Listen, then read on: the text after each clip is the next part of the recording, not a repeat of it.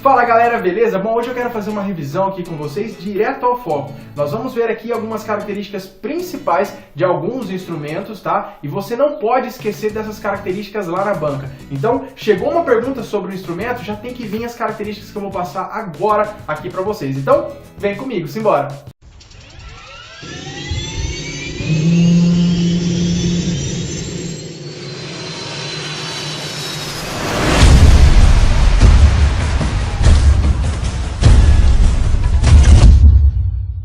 O primeiro instrumento a ser abordado é o altímetro. O altímetro, que é um medidor de pressão, ele vai trabalhar com a pressão estática. Pressão estática. Presta atenção, eu falo várias vezes que é para massificar na cabeça dos senhores. O altímetro trabalha com a pressão estática, característica principal, não pode esquecer disso, tá ok? Agora é o seguinte, quando a gente fala do altímetro, a gente não pode esquecer dos ajustes altimétricos, ok? A gente precisa saber as características principais de cada ajuste. O primeiro ajuste que a gente tem aqui é o QNE. QNE, conhecido aí como ajuste padrão, né? Por que ajuste padrão? Porque nós utilizamos a pressão padrão da atmosfera ISA, a pressão padrão do nível do mar na atmosfera ISA, de 1013.2 HPA. Para não esquecer essa pressão aqui, eu sempre lembrava assim, ó, QNE é alguma coisa, é o que? O QNE é o ajuste padrão. Por que é o ajuste padrão? Porque eu utilizo a pressão padrão de 1013.2 HPA. E aí as coisas já começam a fazer sentido, eu vou deixar claro aqui para vocês que sempre que a gente for fazer a leitura do nosso altímetro utilizando o ajuste QNE,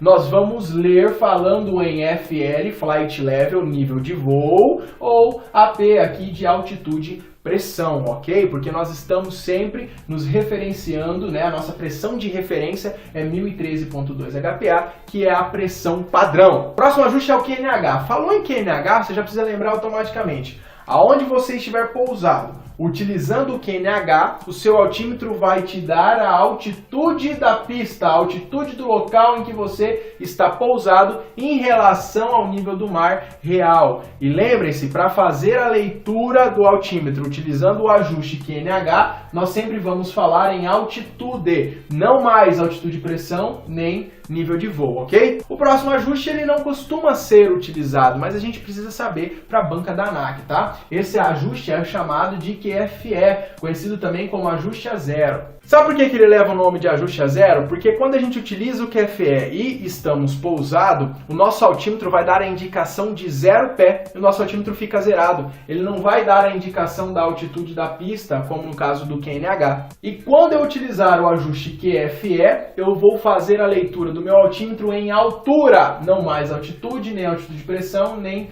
nível de voo. QFE, eu vou ler o meu altímetro em altura. O próximo instrumento a ser estudado é o climb. O que é o climb? Ele nada mais é do que um velocímetro do altímetro, vamos dizer assim. Pode parecer um pouco estranho. Ele trabalha com a pressão estática, fornecendo para a gente o quão veloz nós estamos subindo ou descendo. Ou seja, ele fornece para a gente a nossa razão de subida ou descida. Em 99% dos casos, o climb estará graduado em pés por minuto, tá? A gente não pode esquecer desta graduação. Vou dar um exemplo aqui com uma razão de subida de 2.000 pés por minuto. O que isso significa? Que a cada minuto eu subo 2.000 pés. Então, em 2 minutos eu vou subir 4.000 pés, em 3 minutos 6.000 pés e assim sucessivamente. Poderia empregar essa razão para a minha descida, seria a minha razão de descida, tá? É simples, mas a gente não pode esquecer das características principais do climb, tá? Falou em climb, então tem que lembrar, trabalha com pressão estática e a graduação em pés por minutos. E por último, vou falar do velocímetro. Acho que esse aqui todo mundo conhece, mas vamos ficar atento nas características